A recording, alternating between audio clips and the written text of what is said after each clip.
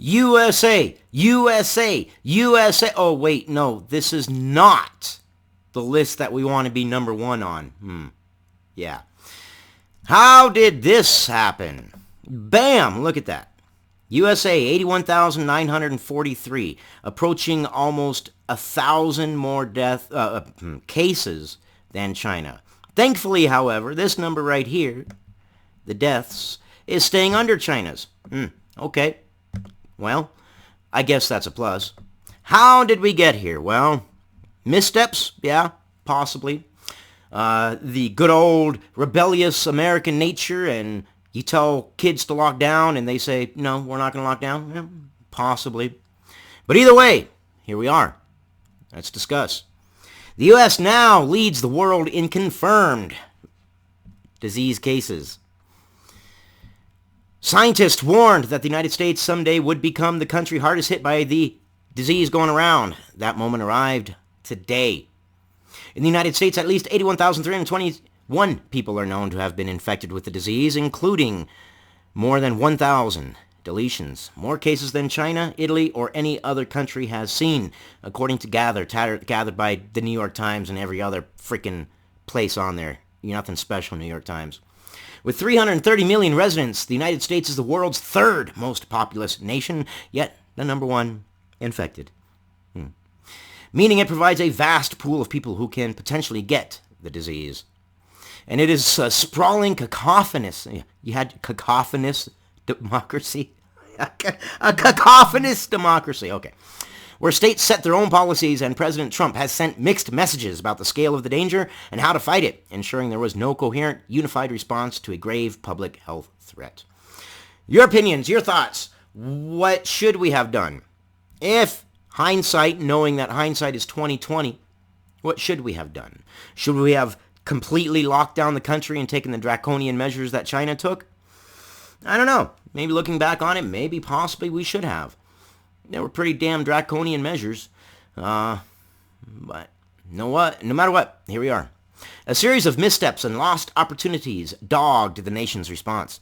Among them, a failure to take the pandemic seriously. Yes.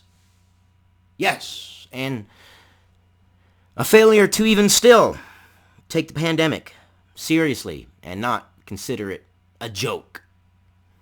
Something that's, it's just this thing. Okay. All right. Yeah, it's just this thing. Go to one of the people who died from it.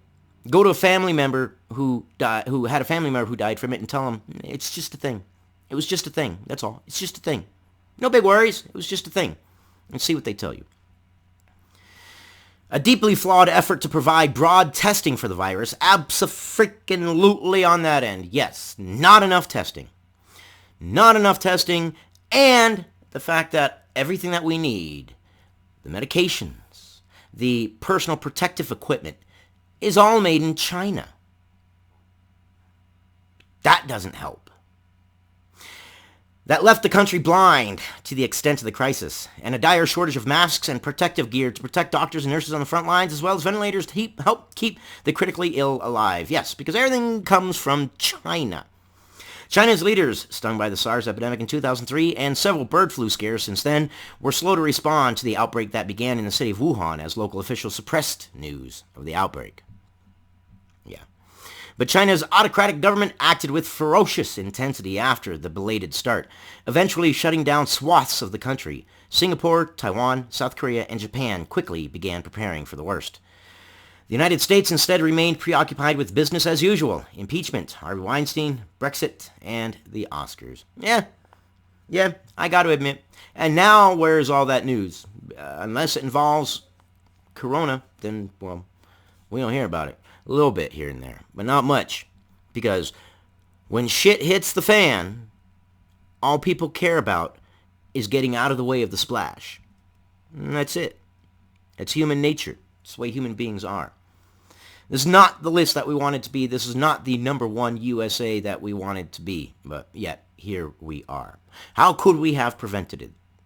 Should we have locked down like China did? Maybe. Should we have formed and had warehouses making our own medications and our own personal protective equipment? Absolutely.